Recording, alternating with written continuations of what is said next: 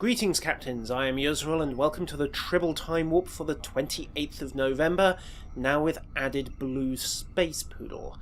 I haven't got one of those on board my ship yet, mostly out of fears of what the Selats will make of them. Lunch, probably, and I don't need to try and get blood out of the deck plating. New patch hit Tribble on the 26th, and the headline is, of course, some new fleet variants. The Federation has got the Fleet Excelsior, more technically the Advanced Heavy Cruiser retrofit, as well as the Fleet Assault Cruiser refit. The Cleons have got the Burrell and the Varanus in fleet editions now. Alright, so the Excelsior first up. You get all of the various costume options, as well as a fleet grade hull. You can see the new numbers. 42,009 is the same as the Fleet Star Cruiser, as is the shield modifier of 1.1. Slightly more manoeuvrable, base turn of 8, but a slightly smaller cruise 750. 442 console layout is actually pretty nicely balanced for a heavy cruiser on the Starfleet side. It's worth noting that it's marginally less durable than the Fleet Galaxy. That has a 44,000 hull, but on the other hand, it is more manoeuvrable, and you do get more offensive options courtesy of the Lieutenant Commander tactical slot. So if you want the extra tanking ability, the Fleet Exploration Cruiser is probably your best bet. But if you're looking for a solid all-rounder that can actually dish out a respectable punch, then the Fleet Excelsior is probably a good choice at the moment. It's worth noting that this particular ship requires 5 modules rather than the usual 4. That's because it comes with the Transwarp drive as standard. Most fleet retrofits, of course, don't have their corresponding console abilities. The Excelsior's is innate, it can't be removed, it's not a console, so you're paying the extra up front. You can get the Advanced Heavy Cruiser for 2,000 Zen and then upgrade with a single fleet module if you so desire, or you can pay the 2,500 Zen up front. It's entirely down to you, but you're going to be paying 2,500 Zen either way. There is no way around this at all. The second option you get as a Federation captain is going to be the Fleet Assault Cruiser refit. Now, we got teased with this back in the early days of Season 6 when that was on Tribble, but it disappeared. Well, now it's back, along with the Imperial class costume, which you can see here. This was actually one of the earliest things you could buy on the Sea Store. It disappeared a while back with relatively little fanfare, and now we know why. The ship itself is a standard fleet upgrade to the Regent, so you get an extra 10% hull and shields, as well as an extra console slot. In this case, like the Excelsior, you get an extra tactical console. It's worth noting that you don't get access to the Regent skin, and you don't get access to the Metreon console or the wide-angle quantum tube, but then this does only cost 4 fleet modules, so 2,000 Zen in total, before any discounts you somehow manage to wangle. So, if you're looking for a relatively aggressive Federation fleet cruiser, you've basically got 3 options once this hits holodeck. Cheapest option is just to buy the fleet refit at 2,000 Zen. This gets you the bridge officer layout, the tactical consoles, and the relatively durable hull and shields, but you don't get any fancy toys past that. It's simply a very good hull to build on. If you want to spend slightly more money, you can buy the Excelsior at 2,500 Zen, getting yourself a slightly more manoeuvrable ship, marginally thicker hull, there's all of 100 points base, and a transwarp drive that can get you to Tau Dera in a hurry and will probably be a big time saver.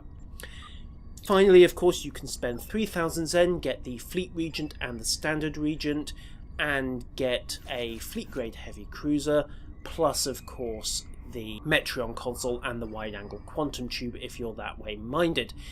Now, something that I actually missed when the Regent first came out is that the Metreon console can be fitted onto the Standard Assault Cruiser, the Sovereign that we've had in game since the start.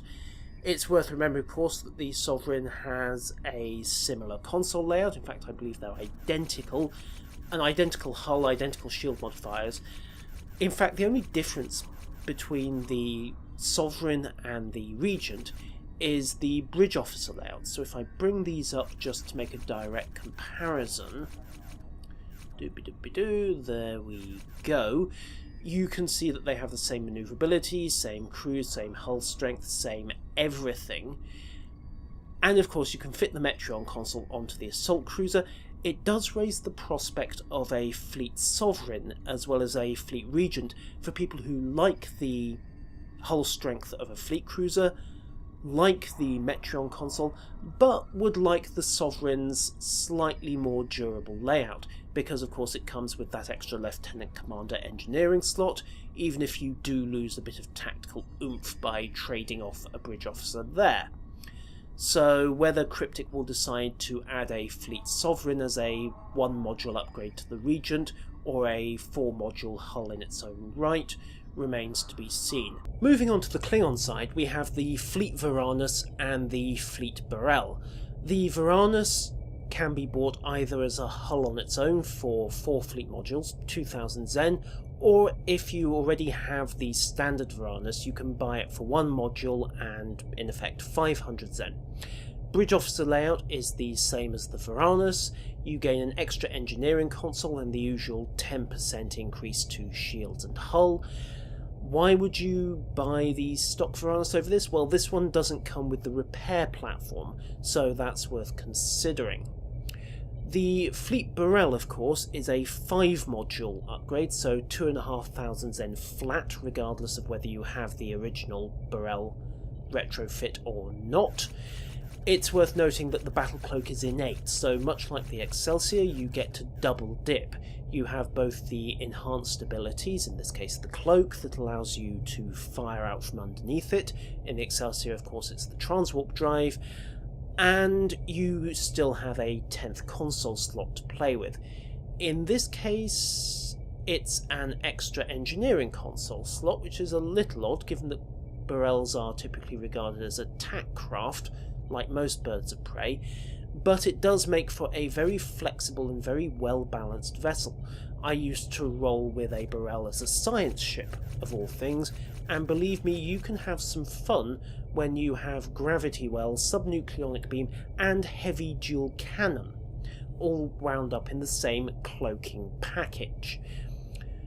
By comparison to the other birds of prey, it's a little more interesting. The Norg has an extra Lieutenant Commander slot, but pays for it by being an extreme glass cannon.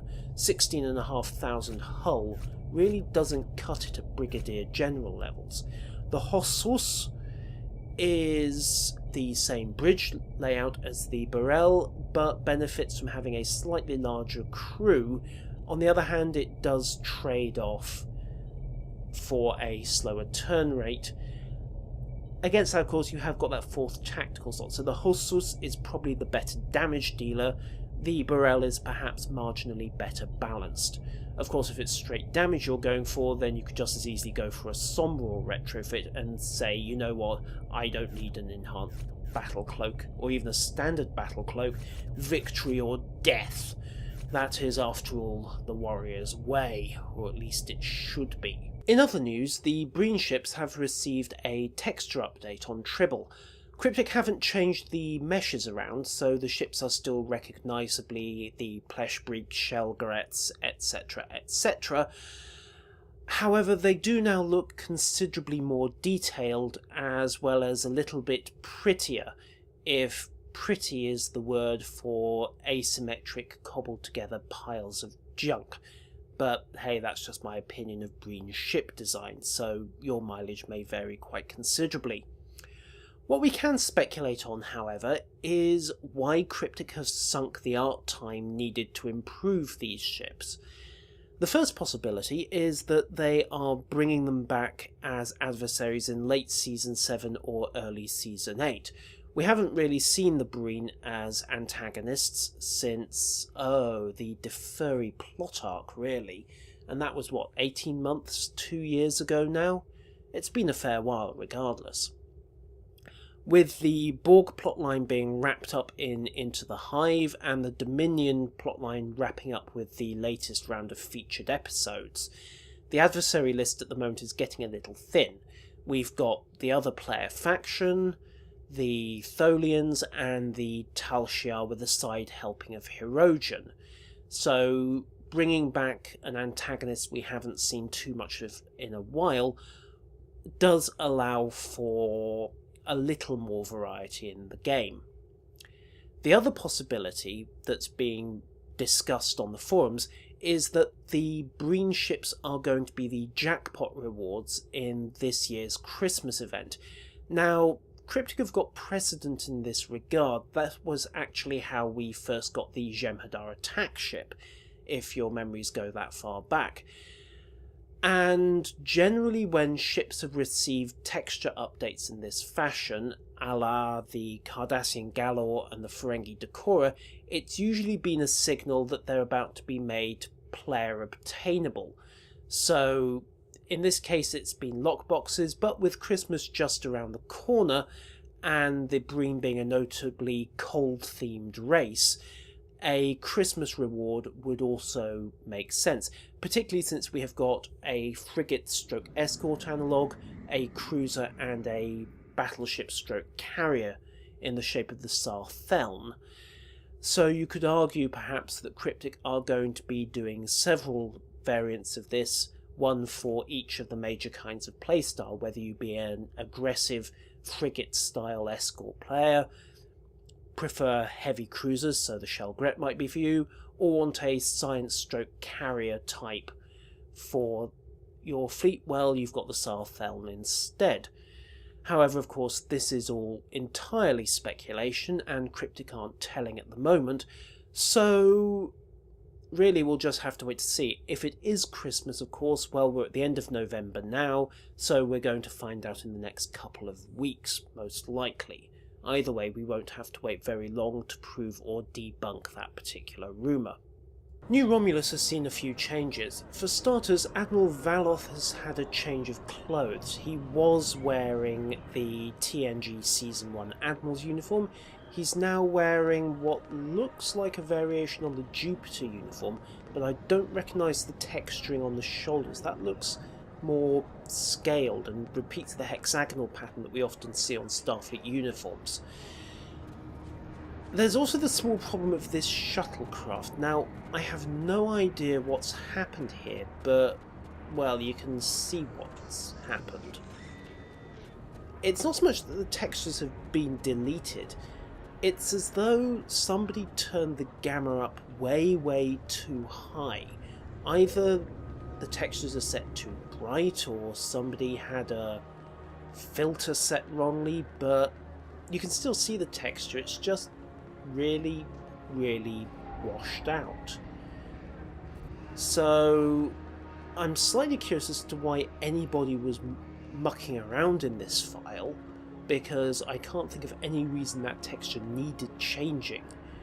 But evidently somebody did, or there's some really weird dependency going on, but hey, fun times, interesting stuff happens on Tribble. Additionally, the foliage and the rocks have been noted as receiving an improvement to their textures, and it has to be said that New Romulus always did look really, really pretty, but it now has a slightly more, I don't know, I suppose weathered's the best word. If you look at some of these rocks, they've done a very nice job making them look as though they've been there for, well, a very long time, let's say. Probably since the Vulcan fleet passed this way, Lord only knows when.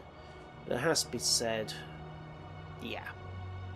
For all this game's faults, its artwork really isn't one of them. They're very, very good at Cryptic, at creating some very beautiful environments. Just feast your eyes on that.